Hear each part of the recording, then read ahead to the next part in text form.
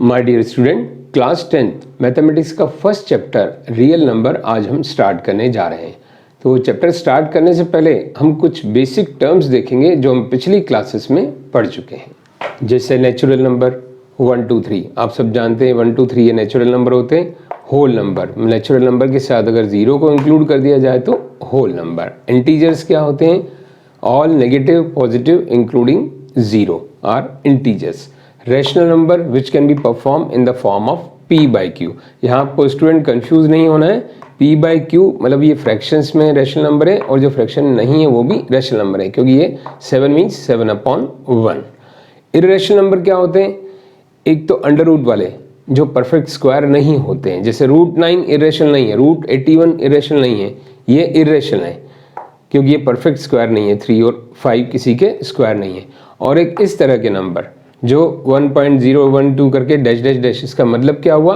Non terminating, non repeating, ये भी irrational number की कैटेगरी में आते हैं।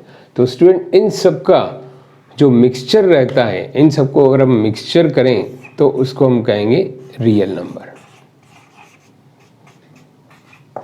तो ये तो हो गई आपकी रियल नंबर की डेफिनेशन। रियल नंबर क्या हो गया? All kinds of the number, सभी तरह के जो नंबर्स होते हैं उन सबका मिक्सचर करके हम देखें तो उन सबको हम क्या बोलेंगे? Real number. इन सबको हम मिक्स करके रियल नंबर कहेंगे।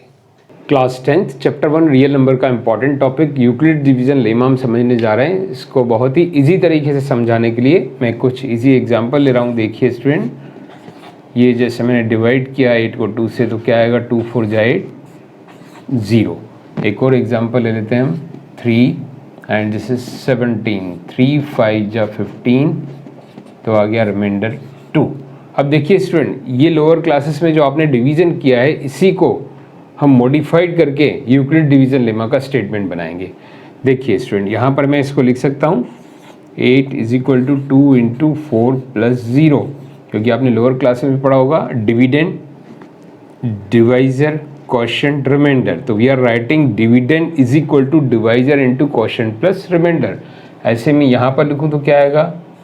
डिविडेंड यानी 17 is equal to divisor 3, quotient is 5 and remainder is 2। तो ये एक स्टेटमेंट हमने बना दिया मैथमेटिकल इंडक्शन इस डिवीजन को। अब यहाँ एक और बात आप नोट कर सकते हैं, रिमाइंडर यहाँ क्या है? 0। यहाँ रिमाइंडर क्या है स्टूडेंट? देखिए 2। तो इन ऑल अगर हम इसको कंबाइन करके लिखें कंडीशन, तो क्या हो सकती है कि रिमाइंडर, इन दोनों को कंबाइन करके लिख रहा हूँ, इज ग्रेटर देन और इक्वल टू 0। या तो रिमाइंडर इक्वल टू 0 रहेगा या ग्रेटर देन। ये सिंबल जो है ग्रेटर देन इक्वल टू दोनों का है। या तो रिमाइंडर 0 रहेगा या 0 से बड़ा रहेगा। 2 यानी 0 से बड़ा है। एक हो गया ये आपका मैथमेटिकल इंडक्शन, ये कंडीशन हो गई। अब इसको हम जनरल फॉर्म में समझते हैं। देखिए स्टूडेंट, इसी को मैं एक जनरल फॉर्म में करूं तो b एंड सपोज हमारा डिविडेंड है a, quotient q, b divisor, dividend, quotient, remainder r। तो मैं इसको क्या लिखूंगा? a is equal to B Q plus R. तो ये एक स्टेटमेंट हो गया कि हमने a b q r positive integers ले लिए, तो इनमें आपस में रिलेशन क्या हो गया? a is equal to B Q plus R after division. And condition दूसरी क्या है हमारे पास? कि रिमाइंडर ऑलवेज ग्रेटर देन और इक्वल टू 0। तो ये दोनों कंडीशन को जब हम कंबाइन करके बताते हैं तो वो कहलाता है यूक्लिड्स डिवीजन लेमा। अब देखिए स्टूडेंट, ये दोनों कंडीशन मैंने फिल्ट्रेट करके लिख दिए, बाकी सब इरेज कर दिया है।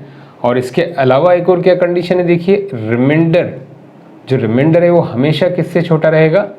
b से, मतलब डिवीजर से हमेशा छोटा रहेगा। आपने दोनों एग्जाम्पल्स में देखा कि remainder always less than divisor. तो हमारे पास ये जो तीनों कंडीशन है, अब इनको कंबाइन करके हम लिखें तो यूक्लिड डिवीजन लेमा का स्टेटमेंट बन जाएगा। नाउ स्टूडेंट देखिए, आपको स्टेटमेंट बिल्कुल ही इजी लगेगा। Given positive integers a and b, there exist unique integers q and r satisfying the relation a is equal to B Q plus R, r is greater than और equal to 0 and less than b। तो इन तीनों को combine करके देखिए कैसे लिखा गया है? a is equal to B Q plus R and r, इन दोनों को हम कंबाइन करें तो कैसे लिखेंगे? ग्रेटर देन और equal to 0 and less than b। और ये मस्ट है आपको लिखना। स्टेटमेंट अगर आप लिखेंगे, ये नहीं लिखेंगे मैथमेटिकल इंडक्शन, तो ये आंसर इनकम्प्लीट कहलाएगा। After writing the statement you have to elaborate like this.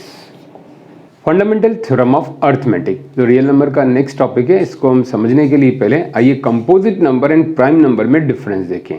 तो स्टूडेंट लोअर क्लासेस में वैसे आप लोग पढ़ चुके हैं, फिर से हम रिकॉल करते हैं इसको। देखिए स्टूडेंट, प्राइम नंबर वो नंबर होते हैं जिनके सिर्फ और सिर्फ दो ही फैक्टर होते हैं, एक वो खुद नंबर और एक 1। जैसे 2 है, 3 है, 5, 7, एक तो 1 इनका फैक्टर है और ये खुद नंबर इसके फैक्टर हैं बस, तो ये प्राइम नंबर। कंपोजिट नंबर इसका जस्ट उल्टा, जिसके 2 से ज़्यादा फैक्टर होते हैं। यहाँ आपको इवन ऑड में कंफ्यूज नहीं होना है। कई बच्चे क्या होते हैं, इवन ऑड में कंफ्यूज हो जाते हैं। यहाँ पर इवन ऑड का नहीं है, कंपोजिट में देखिए इवन भी आ सकता है, ऑड भी आ सकता है। अब देखिए 4 कंपोजिट नंबर भी है, इवन भी है। 9 कंपोजिट नंबर भी, ऑड भी है। तो इसमें कंफ्यूज नहीं होना है, बस आपको याद क्या रखना है, जिसके मोर देन 2 फैक्टर्स हो, मतलब एक 1 हो, एक खुद हो और एक फैक्टर्स हो। तो जितने ज़्यादा फैक्टर है मतलब वो कंपोजिट नंबर है। अब आइए हम फंडामेंटल थ्योरम ऑफ अर्थमेटिक को समझते हैं आसान तरीके से। Every composite number can be expressed as a primes and the factorization is unique apart from the order in which the prime factors occurs. अब देखिए स्टूडेंट, स्टेटमेंट को हम आसान एग्जाम्पल से समझते हैं। 24, इसके मैंने फैक्टर किए 2 एंड 12, फिर 2 एंड 6, फिर 2 एंड 3। इसको हम ट्री मेथड बोलते हैं। ट्री मेथड से फैक्टराइजेशन करना बहुत आसानी होती है। तो हमारे 24 के जो प्राइम फैक्टर्स आ गए, इससे हमें क्या फ़ायदा होता है, प्राइम फैक्टर्स मिलते हैं, मतलब इसके आगे फैक्टर्स नहीं हो सकते। तो ये हमारे प्राइम फैक्टर हैं लास्ट वाले, इस तरफ वाले 2 2 2 3। तो वी कैन राइट प्रॉपरली 2 की पावर 3 एंड 3। तो इसको मल्टीप्लाई करें तो 24 आ जाएगा। तो इस ट्री मेथड से हमने प्राइम फैक्टर निकाल लिए।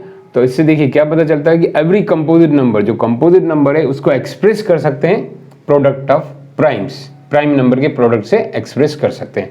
दूसरी बात क्या बोल रहा है वो आप ध्यान से सुनिए। स्टेटमेंट क्या बोल रहा है कि फैक्टराइजेशन इज यूनिक, मतलब ये फैक्टराइजेशन यूनिक है, ऐसा ही रहेगा, इसके अलावा कोई फैक्टराइजेशन नहीं आता अपार्ट फ्रॉम द ऑर्डर। ज़्यादा से ज़्यादा क्या हो सकता है, हम ऑर्डर चेंज कर सकते हैं, 3 × 2 की पावर 3, बस ऑर्डर चेंज कर सकते हैं, अदरवाइज ये फैक्टराइजेशन यूनिक है।